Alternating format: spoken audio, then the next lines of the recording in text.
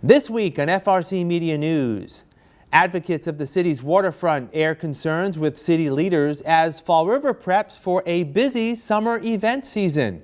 We have a better handle on who may be running for office in Fall River, and FRACC will once again be seeking artists to create murals on city buildings. All this and more coming up.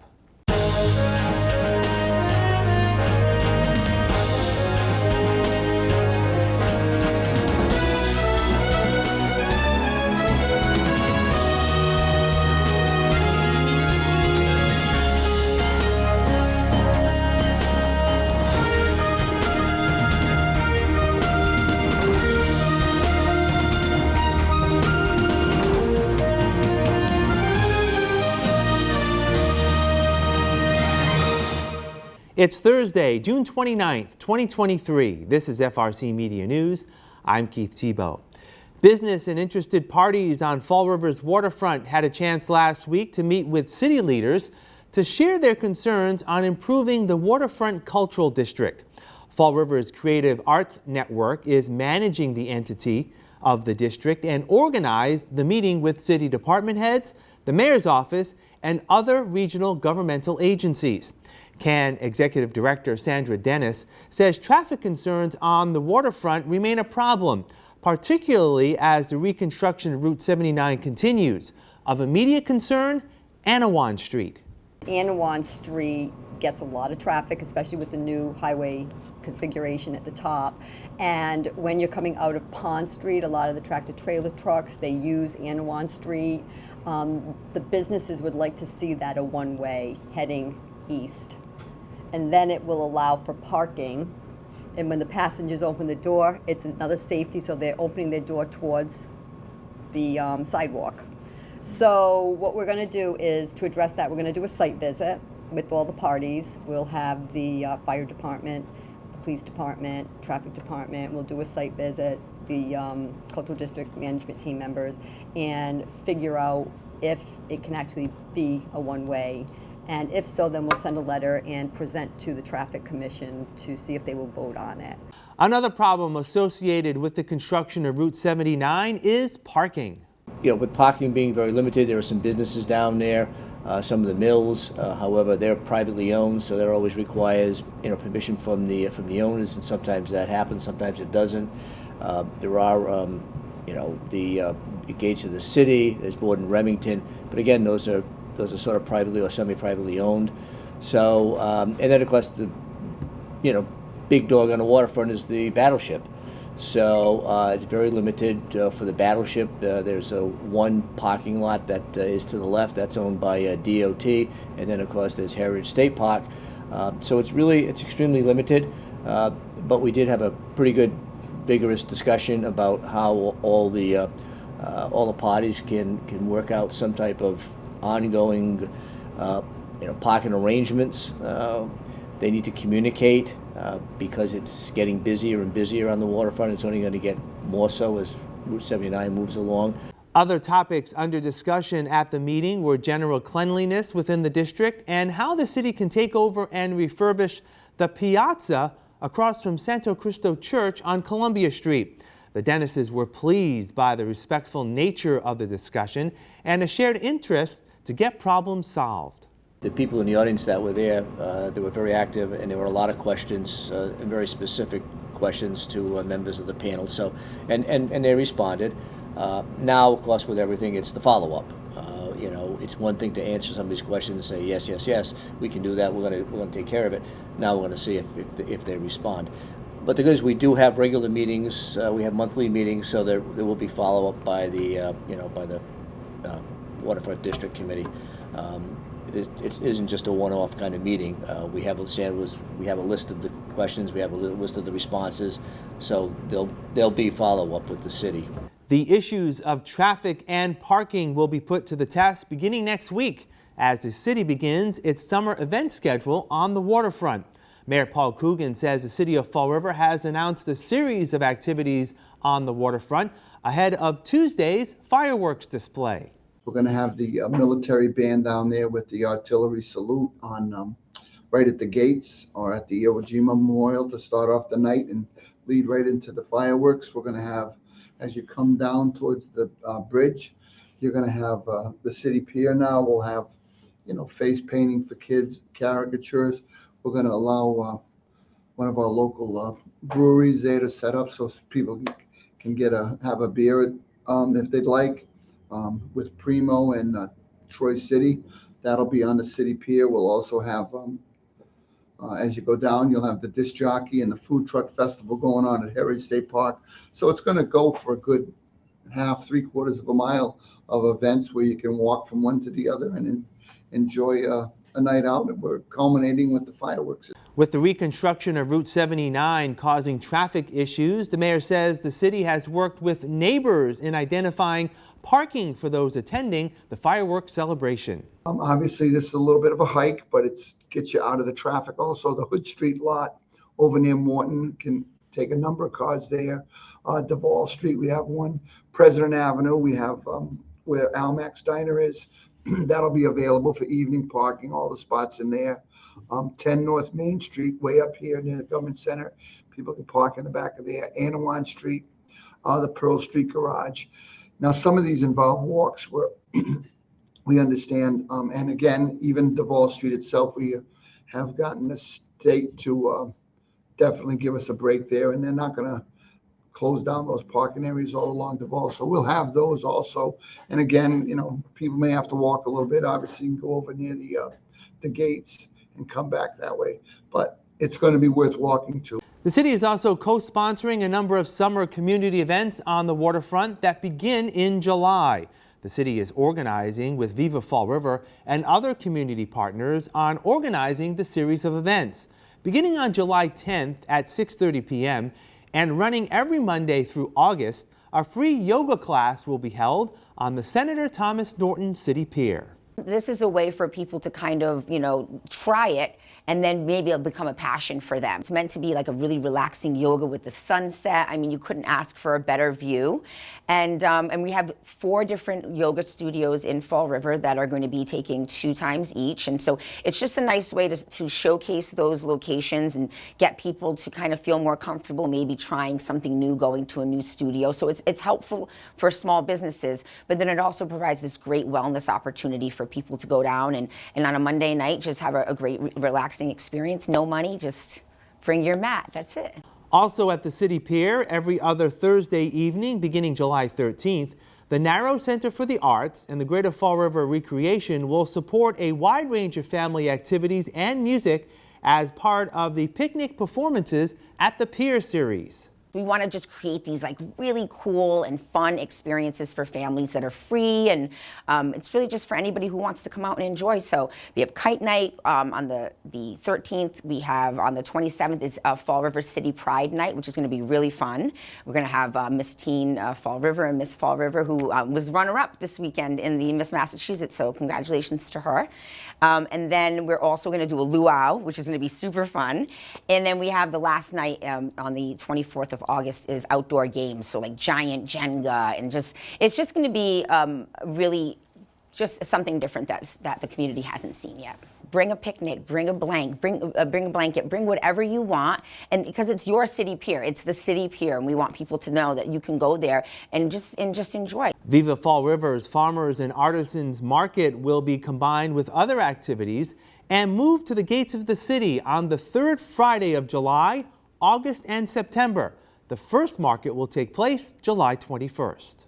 This event is kind of meant to be that like kickoff to the weekend, and my hope is that people will come. The event's from 4 to 8, that people will come, have a good time, but then maybe stay in Fall River and have something to eat. Go to Stumpy's, go to Straight Shooters, and just spend some time in Fall River and kind of see what nightlife has to offer, and maybe this will be a catalyst to new things coming up. So lots and lots of food trucks. Definitely we're gonna have over 50 vendors, so 50 local vendors.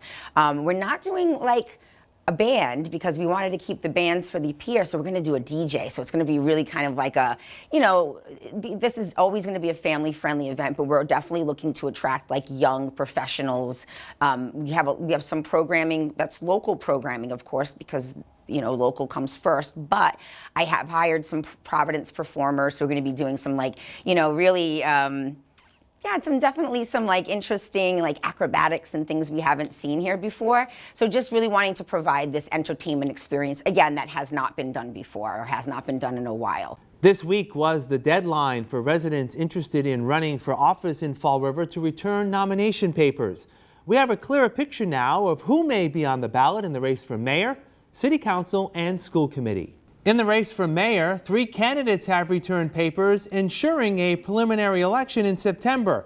They are incumbent Paul Coogan, former Mayor Sam Sutter, and 2021 candidate Michael Vandal. For city council, 19 candidates returned papers. If all are certified, there will be a preliminary election in September. 8 incumbents are likely to be on the ballot: Linda Pereira, Brad Kilby, Andrew Raposo, Michelle Dion, Joe Camara, Laura Washington, Pam LaLiberty, and Sean Kadim. Councilor Leo Pelletier has announced that he will not seek re-election. Also returning signatures are former Councilor Cliff Ponte, current school committee member and former Councilor Paul Hart, Bob Pearson, Jordan James Sylvia, Gabriel Amaral, Gloria Sadler, Joseph Salvador, Ricky Tiff, Paulo Amaral, Joshua Teixeira, and Alexander Silva. Only 10 potential candidates returned nomination papers for school committee, meaning all qualified candidates will automatically advance to November's municipal election.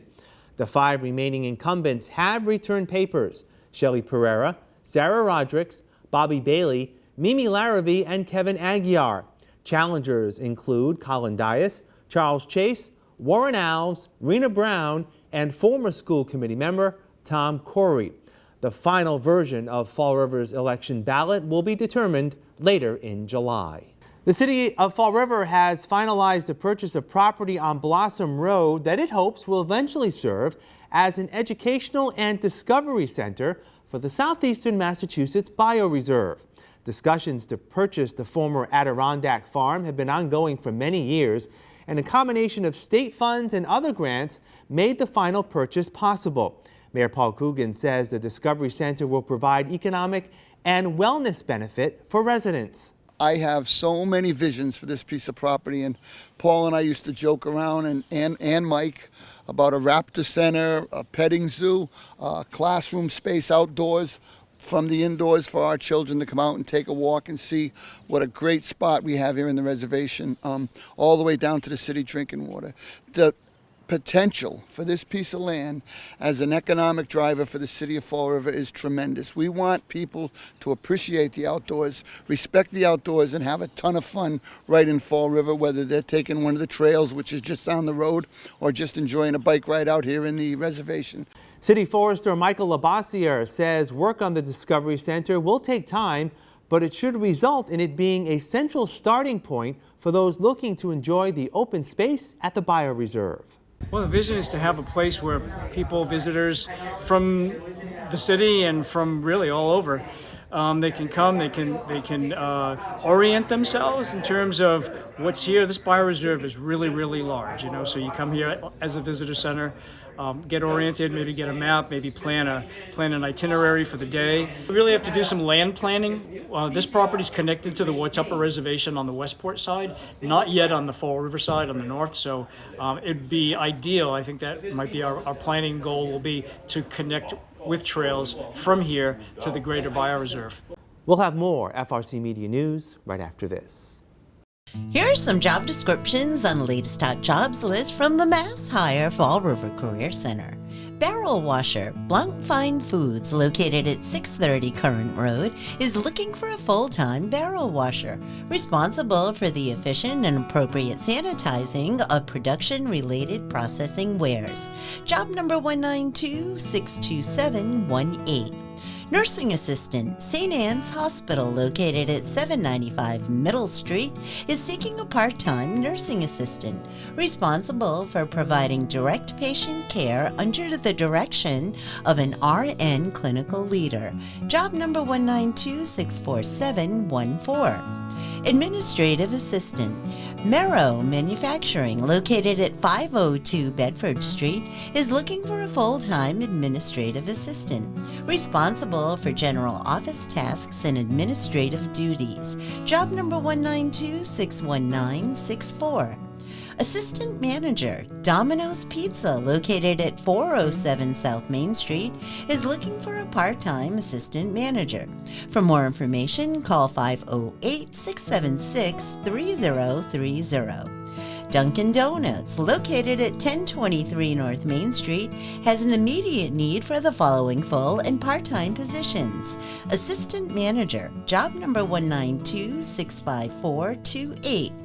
Crew Member, job number 192-65344. For more information about these and other positions, visit Mass Hire JobQuest at jobquest.dcs.eol.mass.gov or call the Mass Hire Fall River Career Center at 508-730-5000. Welcome back. The Fall River Arts and Culture Coalition, or FRACC, has received state funding that will allow it to expand its exterior community mural project that it launched last year. Executive Director Ashley Okino says the goal of the murals is to use art to help drive tourism and economic development in Fall River. The first mural project is a, quote, call for walls, where two community organizations will receive $5,000 each to create a mural on one of its exterior walls. We're looking for nonprofits, different community organizations or community groups that have walls here in Fall River that are very visible, that have good traffic, whether foot traffic or street traffic in front of them, good sight lines. And so I encourage them to visit the FRACC website. We do have some guidelines listed about, we're looking to install, they have to be installed this year. And of course, we want to do that before the weather changes. So September, early October is the timeline we're looking at. Also part of FRACC Murals Call for Walls is we want to help work with these different organizations in identifying who the artist is going to be for that wall, making sure that the wall is in good condition, and also being able to, on the back end, make sure that it's done safely too, like the safety's involved and everything else. Information on how to apply for the Call for Walls murals can be found on the FRACC website. The deadline to apply is July 14th. Last year, FRACC organized a crowdfunding campaign that led to the creation of 3 murals. The organization will use state funds to duplicate that effort this year. We will also be implementing our project ourselves to do 1, maybe 2 murals. We're confirming the locations now, and once we do, we will be putting out the call for artists. I believe it's really important for the artists to know what the canvas is that they're working on, and it helps them make a more informed application when doing so. And so part of that program, again, really high visible walls that we're looking at that will make a really big impact.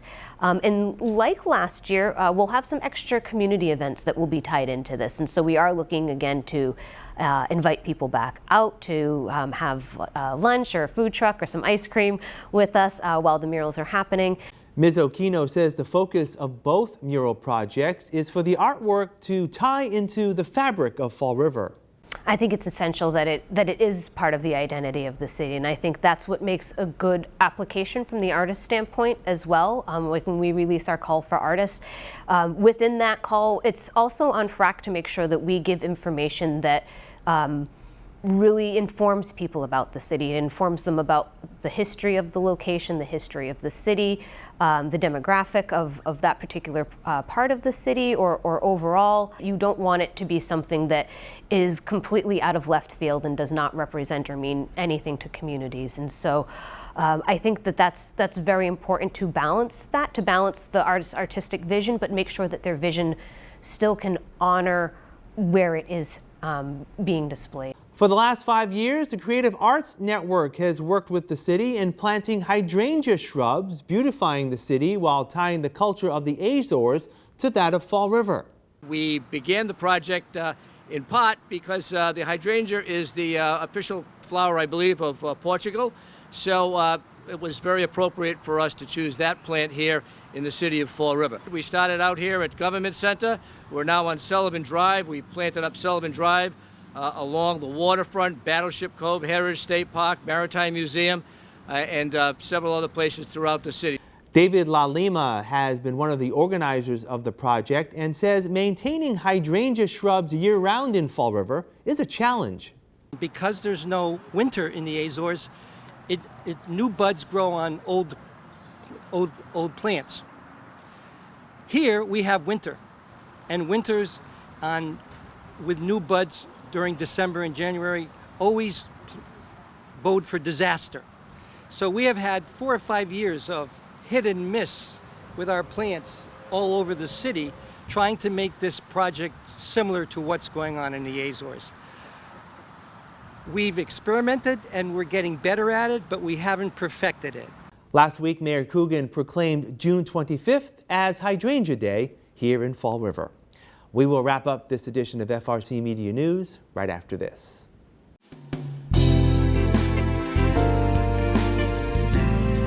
Welcome to Hot Dogs and Cool Cats. Today we have a bonded pair. We have Blackie, who is 14-year-old male, and we have Tink Tink, who is a Siamese, who is 16-year-old female. They are a bonded pair. They have been together roughly about 10 years. They're looking for somewhere to curl up and be comfy in their senior years. They are very friendly. They do like the pets. And we got Tink Tink down here, who's just a little sleepyhead right now, but she is very friendly as well. She likes the pet. But they would make a great addition to any home. So if you'd love to meet these two, they would be absolutely thrilled to meet anybody that would come and give them some love and attention. So come on down to 300 Linwood Street and, give these guys a little love and attention and see if they might be the perfect fit for your home. Today with us we have Tormund. He is about a year, maybe a year or two. He's a Great Pyrenees Shepherd mix. He did come into us as a stray. We have quite a few restrictions for him. You do need to be an experienced owner, especially for these large breeds. They are tougher and they are strong. With him, we are not housing him with kids because of his size, and we don't know his background history, so we do want to play it safe. You do have to own your own home for him. He does know pretty much the basic commands. He's very gentle too. Sit. Yes. Paw. Yes, even when he gives you his big giant paw, it's still very gentle. Up. There we go. So I am short, I'm only 5'2", but he can still pretty much tower over me. But he's so sweet.